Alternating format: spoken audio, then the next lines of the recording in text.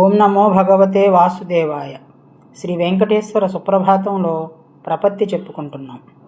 శ్రీమన్ కృపాజల నిధే కృత సర్వలోక సర్వజ్ఞ శక్తనత వత్సల సర్వశేషిన్ స్వామిన్ సుశీల సులభాశ్రిత పారిజాత శ్రీ వెంకటేశ చరణౌ శరణం ప్రపద్యే.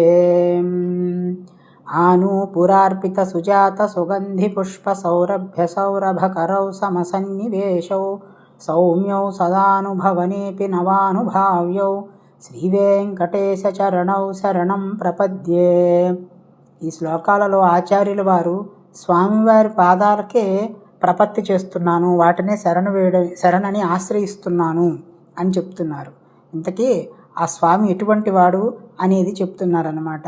ఓ దేవా, దయకు సముద్రం లాంటి వాడవు, సకల లోకాలను నియమించినటువంటి వాడవు, సర్వము తెలిసిన వాడవు, నీకెవరు నమస్కరించినా వాళ్ళ మీద కరుణ చూపిస్తూ ఉంటావు, ఈ సృష్టిలోని ప్రతి ప్రాణియందు ఉంటావు, మంచి స్వభావం ఉండే వాళ్ళకి అత్యంత సులభంగా లభిస్తూ ఉంటావు, సమర్థుడైనటువంటి వాడవు, ఆశ్రితులై ఎవరైతే నీ పాదాలు పట్టుకుంటారో వాళ్ళకి పారిజాతం లాంటి వాడవు.